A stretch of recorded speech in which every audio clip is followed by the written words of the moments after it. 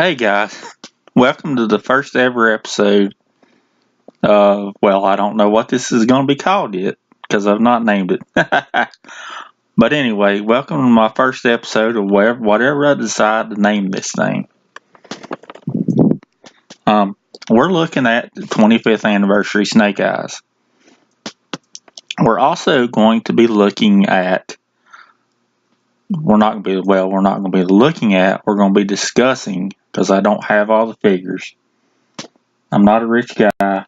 So I had this idea to where I would talk about all the figures from 2007 to 2009 that have this body of Snake Eyes from the neck down. Now, all the characters that are not Snake Eyes will, of course, have different heads.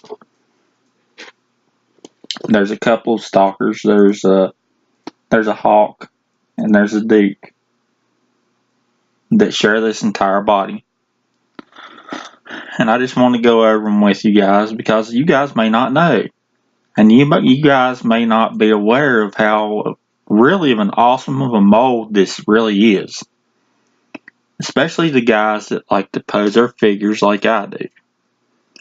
Look how professional he looks. He can stare right down the barrel of this gun.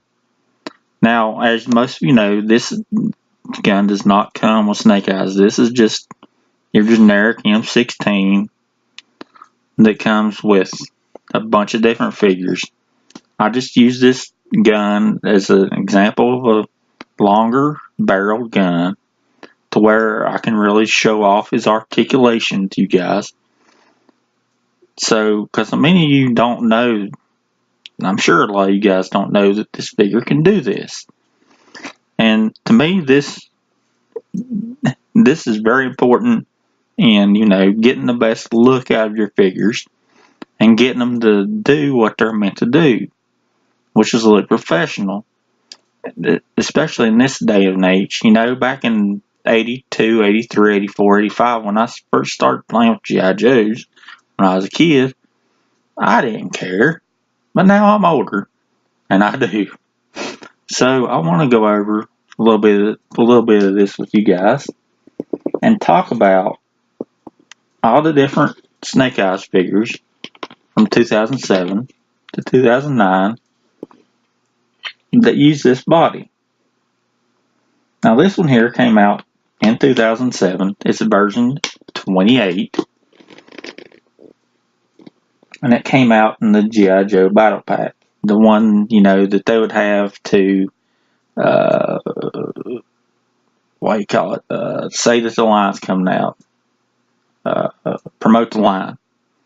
The same, they have one of those. Every time a new line, they'll have a pack of 4 or 5 figures that comes out to promote the line.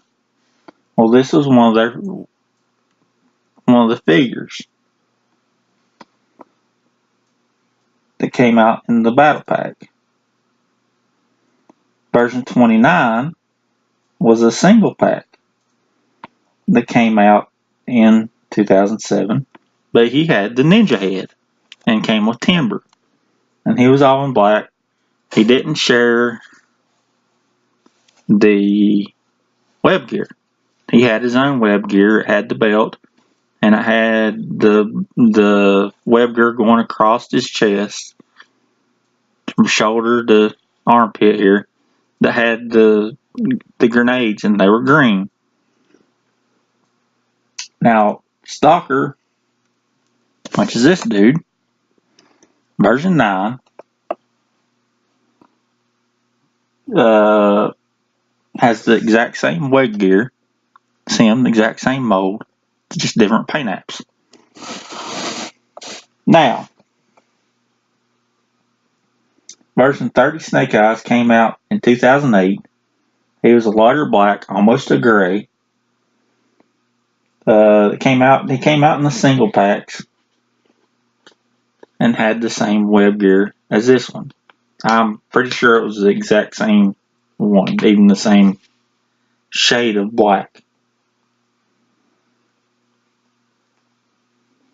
Version 30 was a lighter the figure was a lighter black, almost a gray, and was released in 2008. He was also a single pack character.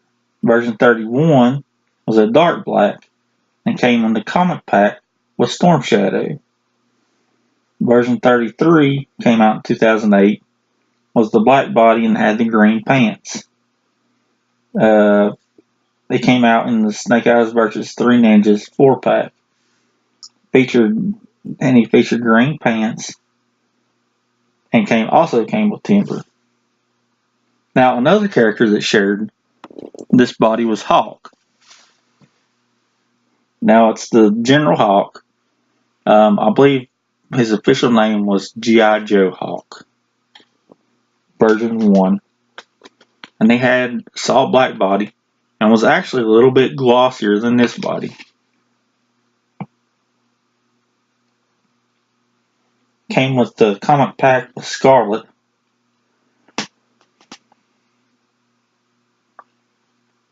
And he had silver on his arm pockets and a silver sheath. And I believe his straps were silver. And I think he had different web gear.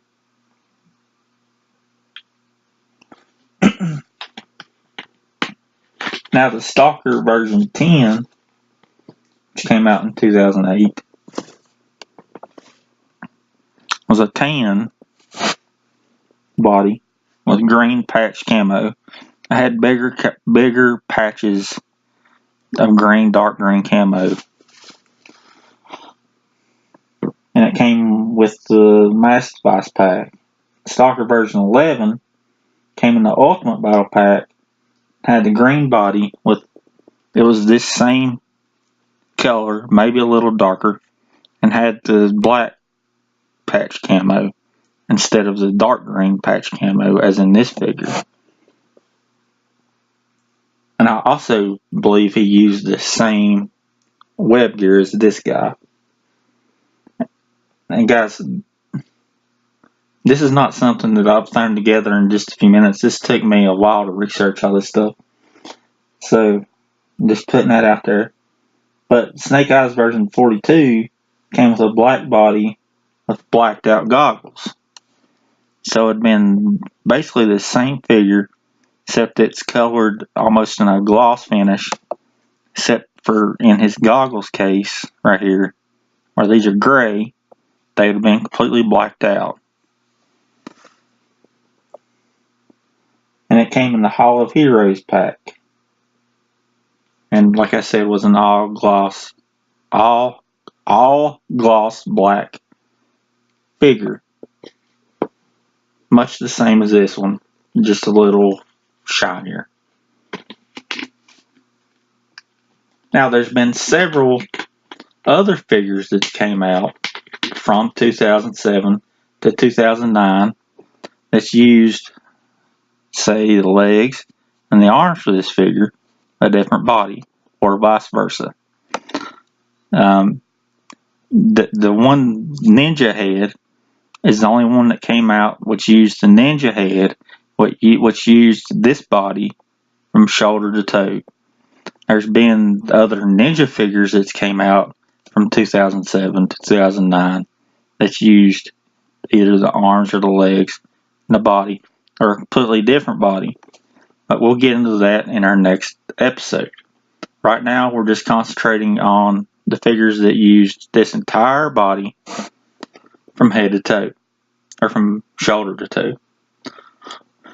Most Snake Eyes having this head.